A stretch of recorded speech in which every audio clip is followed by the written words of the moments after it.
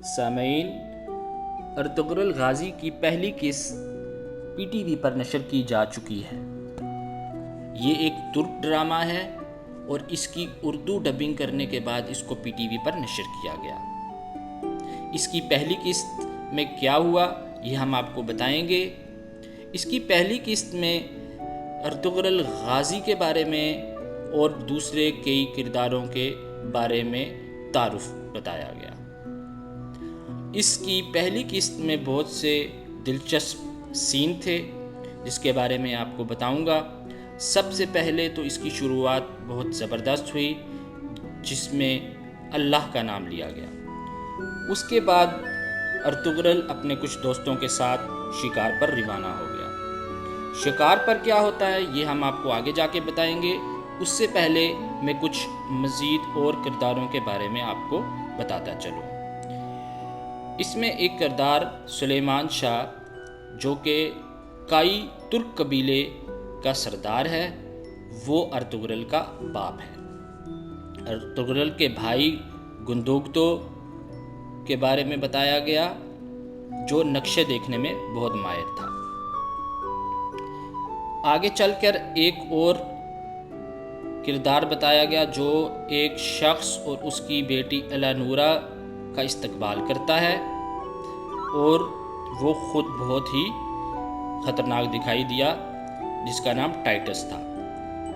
اس کے علاوہ ایک کردار کارا ٹائگر تھا جس کے بارے میں یہ بتایا گیا کہ وہ بہت ہی خطرناک اور ظالم قسم کا ہے اور وہ ان تمام ترک قبیلوں سے ٹیکس وصول کرتا ہے، اور اس میں وہ اپنے ایک درباری کو یہ بھی کہہ رہا ہوتا ہے کہ جاؤ تمام قبیلوں سے کہو کہ وقت سے پہلے ٹیکس ادا کر دیں۔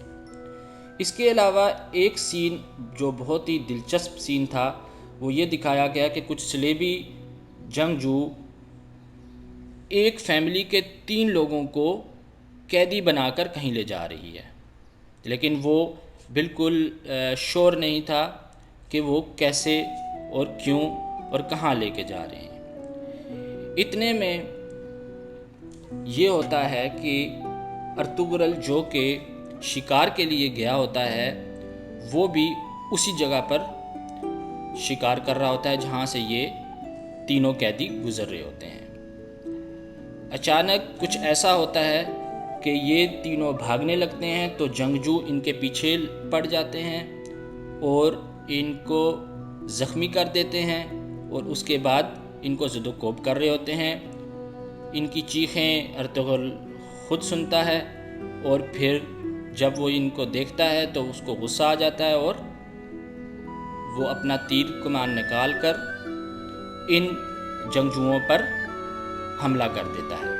اور ساتھ اس کے کچھ دوست بھی آ جاتے ہیں جو لڑتے ہیں اور اس 3 لوگوں کی فیملی کو ان صلیبی جنگجوؤں سے بچاتا ہے۔ اس کے بعد یہ لوگ واپس اپنے قبیلے کی طرف چلے جاتے ہیں۔ یہ انتہائی دلچسپ کہانی معلوم ہوتی ہے اور اس کی پہلی قسط دیکھنے کے بعد بہت ہی مزہ آیا اور اگلی قسط دیکھنے کا شوق پیدا ہوا۔ اب آگے جا کر کیا ہوتا ہے یہ ہم آپ کو آنے والی قسط میں بتائیں گے۔ شکریہ۔ ارطغرل کے بارے میں مزید ویڈیوز دیکھنے کے لیے ہمارے چینل کو سبسکرائب کریں